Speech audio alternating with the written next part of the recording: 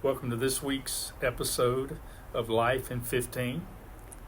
I need to warn you that if you hear airplanes today, if you hear trucks, if you hear motorcycles, you hear birds, that's because I am coming to you from Sterling, Virginia on my mother-in-law's patio.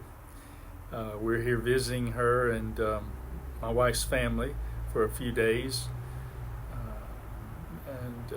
But I did want to check in today with you.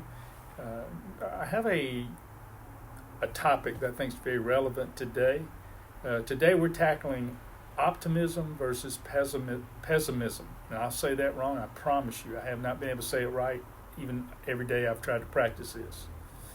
And we're looking at those two things and how the way we talk to ourselves can shape our entire lives. Buckle up. Optimistically speaking, it's going to be uplifting, and whether you like it or not. Let's start with definitions. Optimism, the tendency to expect good things will happen, also known as being hopeful. Now, pessimism is the tendency to expect bad things will happen, also known as being gloomy, or my favorite, party pooper. I think as children we all start out as optimists. Then we ask why a few too many times, and if adults around us are glass half empty types, we learn that the world is mostly disappointing. Now this isn't just feel-good talk today. This is proven. This has been researched. Research shows that optimism protects against depression. Choosing to see the good isn't just a personality trait, it's a mental health strategy. Depression is linked to abnormal activity in the same part of the brain that regulates optimism. Translation: if your brain were a radio, pessimism would be static interference. And listen, it gets even better. Other scientific studies have found that optimism is a significant predictor of positive physical health outcomes. In simple terms, optimists get sick less and they recover a whole lot faster. The Bible is an optimistic book. It says in 2 Corinthians some things about never giving up, and that even though we're facing sickness and even our bodies are dying, that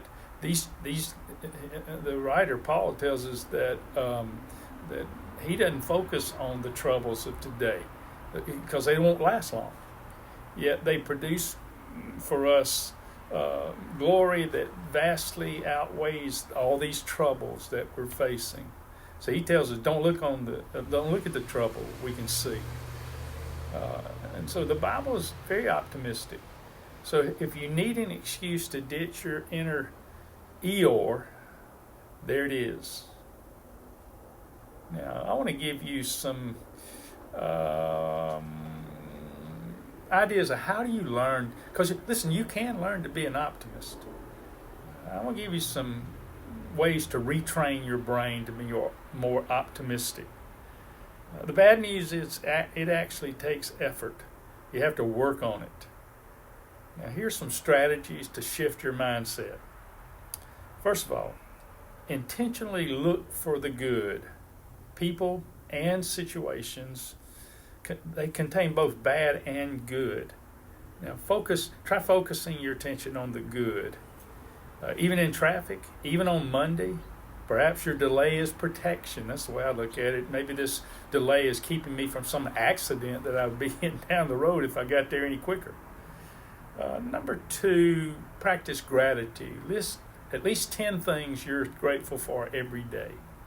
Look, if you can't come up with 10, start smaller. Be grateful today just for coffee and Wi-Fi. I'm very grateful for those 2 things. So practice gratitude. Number 3, reframe negative thoughts.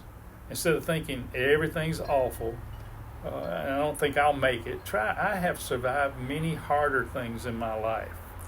So reframe your negative thoughts. Number 4, read something uplifting. Now, let me remind you, your social media feed doesn't count. Read something uplifting. Number 5, listen to music that boosts your mood. As a Christian, I have a playlist of worship and gospel songs. Yours may be rock bands from the 70s. I actually have one playlist with songs from the Doobie Brothers, from Kansas, and from the band Yes. Listen to healthy things. Listen to uplifting things. Then number 6, look at something beautiful. Nature, art, a well-plated meal. I had that yesterday. Just not your phone screen. And number 7, do things you enjoy consistently. I actually love getting on my riding lawnmower with my headset, listening to my playlist. On a steel horse I ride, I tell myself. And if you know, you know. Number 8, be around positive people. Now, warning, this might require avoiding certain people and family members even. Don't tell anybody I told you that. Optimism isn't about sticking your head in the sand or ignoring reality. It's about choosing a perspective that helps you function better. Pessimism might feel like realism, but in reality, it's just an exhausting way to live. So whether you're a natural optimist or a recovering pessimist, remember you have the power to shape your outlook. And if all else fails, just be grateful you made it through this episode listening to me try to pronounce pessimism without rolling your eyes too much. Thanks again for sharing your time with me. If you're encouraged today, like this, share it with other people. Like I said, I think the world needs to hear messages like this. Okay, till next time, thank you again.